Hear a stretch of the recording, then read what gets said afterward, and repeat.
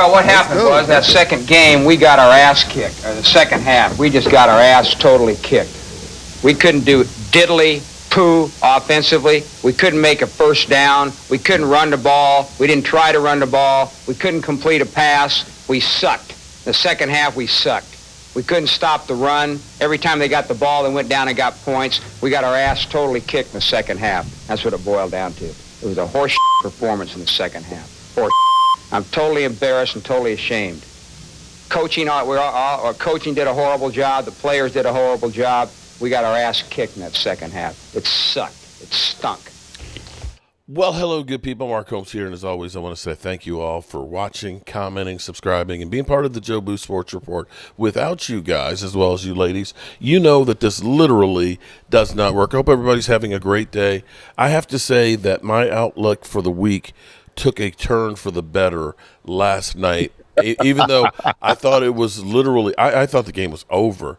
And I want to actually give props, major props. See, if you are an Eagle fan and you're on a Cowboy page right now, then you are really a true green Eagle fan. That you are a ride or die person. Because, see, I got so many of those cockroaches that were in there laughing at me on Sunday and making fun of me and everything else that assumed that the Eagles were going to blow doors. And I won't see them until the Eagles win again. But see, Leo, you're stand-up dude, man. You're a stand-up dude. That or you're high as hell. I'm both. Yeah, I am that. But if I was white, I'd be red from blushing. Thank you. You know what I'm saying? I appreciate that. I strive for that. So, I sent a message to Leo. And Leo, you got your channel going. How's the channel going right now? I'm sure last night it was popping, wasn't it? No, it was not. I'm a budding channel, just getting started, man. Applying some of these things that, some of the information you've imparted to me and other content creators too, and just trying to, get things just good and right, but we're working on it, I don't but know last that night I'm was great. The right example here for you, but I appreciate the love and stuff. Believe me. Hey, man, you look at that thing over your shoulder. If That's you the guys example. have more games like that, I can guarantee you your channel will blow up. I started to join you last night, but I was still exhausted from the Cowboys getting mollywopped against New Orleans, a team that you got to face this week. Yep, and, New Orleans. In New Orleans. And I'm going to say I have been to New Orleans for a game, actually a Cowboys-New Orleans game, and we got blasted in that place. And the only place that I can think of in the NFL that's louder is Seattle. That place is – the fans there are incredible. Yeah. The food is wonderful, but that stadium is a hard place to play. It is a really hard place to play. And I have to say that as a Cowboy fan, of course, I'm going to throw shade on you guys, because I don't like you guys. Absolutely. Yeah, go ahead. Give it to me. Your big thing was you were happy about activity. Absolutely. Right? And so absolutely, the activity that whether it worked or not. Are you happy with the activity that you've had thus far? Absolutely, yeah, I am. I'm not happy is a terrible term. I'm somewhat satisfied so far. There's a lot to be desired. Especially when you think about what happened yesterday. Coaching decisions could be left a lot to be desired. Some of the throwing decisions from our QB left a lot to be desired. Our pass rush left a lot to be desired. Secondary is going to be going through those growing pains, but we got to go through this. We got some young guys, so they got to get these things, so for a team that's in week 2, I didn't have very high expectations. Now, what I liked, I love watching Jalen Hurts go through the calling out his protections. That was something new that I hadn't seen done before, because Jason Kelce was doing that last year. So the fact that Jalen Hurts is even doing that, he just needs. And I think you were a center, so it's going to take reps for him to get accustomed to calling out his own protections and stuff like that. But the fact that he's doing it, I think it shows development. So I think that's great. there was a couple of long methodical drives. I mean, they took like what 9 minutes off the clock in one drive. Mm-hmm. That ended up in a touchdown. Now we had some red zone issues. But it looks like nothing that can't be fixed. I was paying attention to everybody's body language on the sideline, so I was not alarmed by anybody's body language. Everyone looked to be in good spirits. There was some good plays on defense, so I'm not going to say it was all bad. That 4th and 1 stand where we got the ball back, that was awesome. To see them guys go through that, a lot of bend but don't break type of scenarios, holding them guys in the red zone a couple of You times. are actually being like Mark Holmes now. You are finding some positives out of this game. No. Yes, but negatives too. I'm not gonna give you the good. I'm not gonna give you the bad and no good and no good and no bad. It was both. Mark, us coming through what we went through last year. You know what I'm saying? Okay. And the collateral damage was minimum, given the fact that you guys lost. San Francisco lost. It was like everybody that was expected it was like to be good like lost zero this basically. Weekend. Huh? It's like everybody who was. I mean, Baltimore's 0-2. You had Tampa Bay go and beat Detroit. You had San Francisco, who, mind you, now Debo is out with a calf injury for a couple of weeks. I saw that a little while ago. Yeah, he's out like what, 2 weeks? They say multiple weeks at least, and Christian McCaffrey's on injured reserve. Now I've got, of course, butthurt 49er fans. Okay, Jason lit me up because I said the last time that Debo was out, they were on a 3-game lose streak. And he pointed out, if you're going to talk about the 49ers, make sure you also point out that Trent Williams was out, which is true, which is very, very true. But now you got Debo out with Christian McCaffrey. So two of your big weapons, I'm almost say Christian McCaffrey is your biggest weapon, and your most physical weapon is now going to be out for multiple weeks. That really hurts them. Snow Bunny Pearl and I love that new name that Marshawn Lynch gave him, Snow Bunny Pearl. That's Christian McCaffrey's name. Now I'm going to say thus far that maybe the shine is off Howie Roseman. Hold on. The last year you went to the Super Bowl, it seemed like everything he touched turned to gold. Every move he made was just like right on. And I have to look at this and say, you guys really miss Hassan Reddick. And that Bryce Huff might not be the answer. I am considering the investment, considering the fact that Hassan's not here. I'm not ready to push that button in the second game. I'm not. No, I'm just saying. I'm not. Just early thoughts here, okay? I understand. The pundits had the Cowboys as they should be a Super Bowl favorite. So I'm like, it's a little early. It's only 2 games into the season.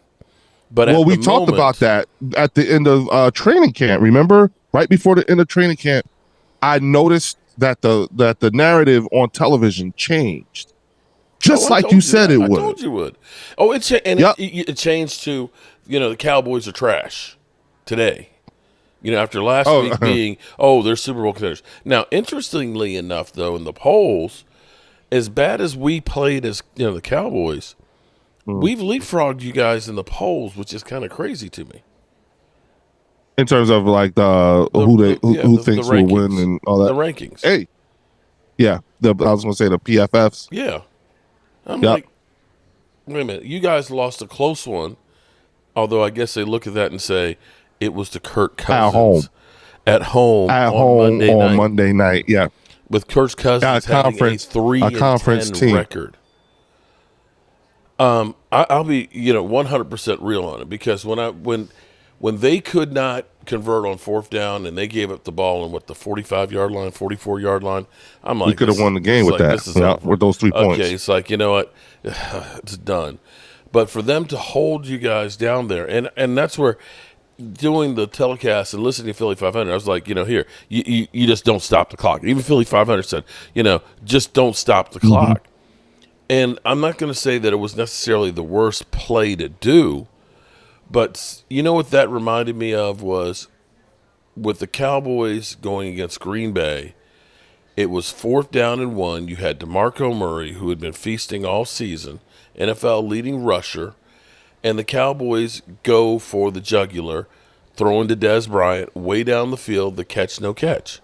And it was one of those things that, it's 4th and 1. You should have ran the football. Absolutely. Okay. Absolutely. And the same thing, Absolutely. That I'm sorry. It should have been what you really should have done. Had Jalen Hurts go ahead, take the ball, and just run around the back there. Just run around the back. Right. It was 4th and 3. No. For you guys, it was 3rd and 3. Right. It was 3rd down, and then we came 4th and 1. Yeah. Well, no, it was 4th and 3. You kicked No, the field it was still 4th and 3. Yeah. Right. No, but what I'm saying is you just don't want to stop the clock. You want to have this play last as long as possible. You got a great kicker. So if Jalen Hurts runs around the backfield there for 10 seconds and then you end up kicking the field goal, they got maybe 50 seconds to go. Yeah. Or just say, you know what, we're just going to go ahead and we're going to run out as much of the clock as possible. And instead of kicking the field goal, run it down some more. Get it down to about 30 seconds, although they'd have to get a field goal instead would tie it. I'm okay. I am so okay with mental errors in week 2. This is the second time these guys got to play. So I'm cool with it because it's fixable. But what? And I'll be honest with you. Do you remember there was a segment, there was a point in the game where the cameras flashed onto Nick Sirianni. He was almost out on the middle of the field screaming at the players. Yeah. Did you catch that? Do you know what that was about? I know what they were trying to do was to draw him off sides. And we almost could have. And the guy jumped. The problem was your guy didn't flinch. If your guy nobody didn't move. Yep. If your guy nobody flinched, moved, they would have thrown the flag and the game's over. And that's what. So my question that was what is with Kellen Moore. Because see, here's what I'm going to tell you. Kellen Moore will do some things that will wow you. And then you'll end up having a play or two that you're like, what are you doing? Now, I don't know if that was Nick Sirianni. Now, Nick Sirianni, here's the bad part right here is Nick kind of threw Jalen Hurts under the bus. Because in this press conference afterward, he said, well, we have a look on it. You take the look on it. If it's not there, you take the sack and you kick the field goal, keep the clock running. So you saying that Jalen Hurts shouldn't have thrown the pass? I mean, he was wide open, though. You're supposed to catch that. So here's the thing, Mark. And I've expressed this a number of times before. I'm not the biggest Nick Sirianni fan. I was not on board with that. I'm just dealing with the coach that I had. Okay, that because I had no other choice but to deal with this guy. One of the things that's very difficult for me is listening to him in these press conferences because I feel as though it's an attack on my intelligence. You know what I'm saying? When he starts talking. When you ask him questions, accountability type questions. You like that? You like that? Is that Philly? Oh, Kirk Cousins. Oh, you like did that last night. You like that? You like that, buddy? I'm sorry. No, that was from the Commanders game, right? Yeah, that was from back at the Commanders. That was from the Commanders game, right? Yeah. Oh, okay. I'm just saying he did that last night. But but it works good though, man. Yeah. You like that? Listen, did you like that? Look at here. Yeah. Hey, here's the let me bottom line week 2 for everybody, at least for those of us who we're interested in. If there was ever a time to lose a game, week 2 was the time to lose that game because you didn't lose any ground on anybody. You understand what I'm saying?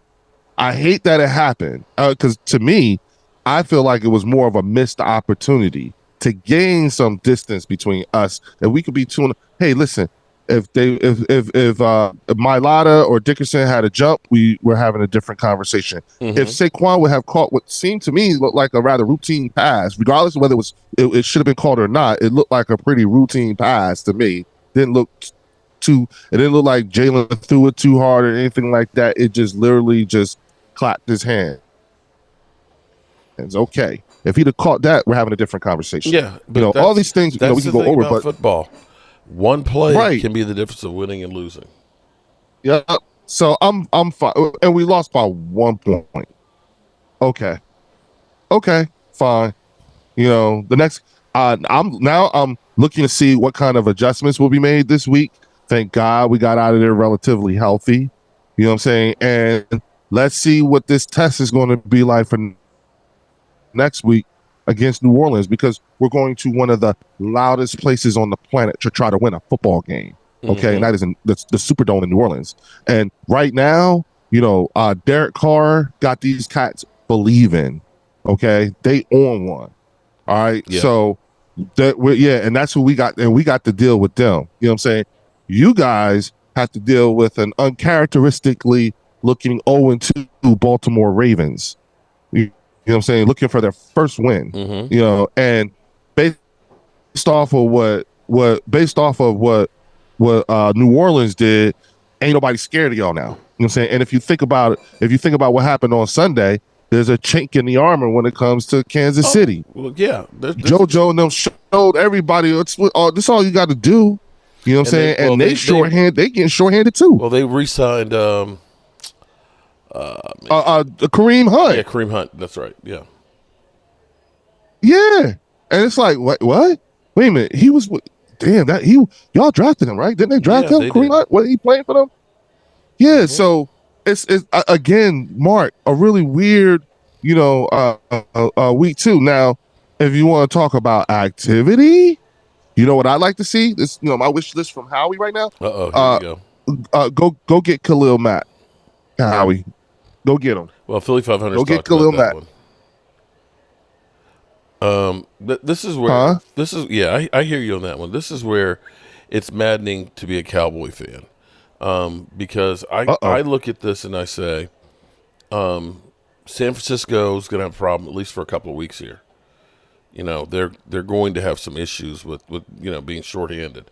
The Lions, you got them in week 8. Yeah, I know that, but I'm just saying that they may struggle and lose a few games. They may not be, the top seed. That the Lions, losing to Tampa Bay, they're not going to be at full strength for you. Probably not. You look at it and say the Lions, they kind of lost. The Eagles, you say, well, you guys have some flaws that, you'll probably still win a lot of games. You'll probably still make the playoffs and stuff. But you look at it and say, that secondary is not good. Your linebackers, I don't know what's going on with Devin White, and your defensive front has not been able to put on a lot of pressure. So you've got some issues there that you have to look at and say, No. Everything you just said, I don't disagree with. I don't know. It's not a week 2. I don't know if I don't think like it's all right. Here's what my issue is. It's like you're saying this is the way it's going to be the whole year. And I don't think so. I'm not ready to say that in week 2. I'm not ready to, I'm not ready to say I miss Hassan. Again, we haven't, these guys are still trying to figure it out. Let's see. I want to see. I reserve those type of, solid type of statements to after week 4. Week 4, week 5, around that time frame. I want to know what kind of team I got. I'm looking forward to New Orleans because I want to know what kind of team we got. Do we got a bunch of punks? You know what I'm saying? Are they reading their own? Are they reading their own press clippings? Are we the Philadelphia Eagles or the Philadelphia Hurts? You know what I'm saying? Which is this? Yeah. What are we doing? That's what we got to find out with the Cowboys now. We have the Baltimore Ravens coming to town. At least we're playing at home. And Baltimore, they've got a high-scoring offense, but they're 0-2. So now you look at it and say, which Baltimore Ravens team are we going to get? So, it's going to be a tough sled. Right. And I will also say that the Cowboys, typically we have one of those games that become the battle cry games that everybody, kills us for. Last year it was the Cardinals game where we got killed by the Cardinals. The year before it was Tampa Bay and Dak Prescott broke his thumb and everybody says your season's over and you're done. Yeah. Like you, I'm hoping that that's the game that we got out of the way early, and that it's a wake up call for everybody.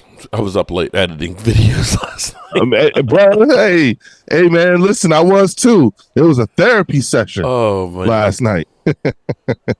Messed up my whole night. I was planning on, watching videos and just laughing and like, okay, hey, we still got work to do, but not the case, not today.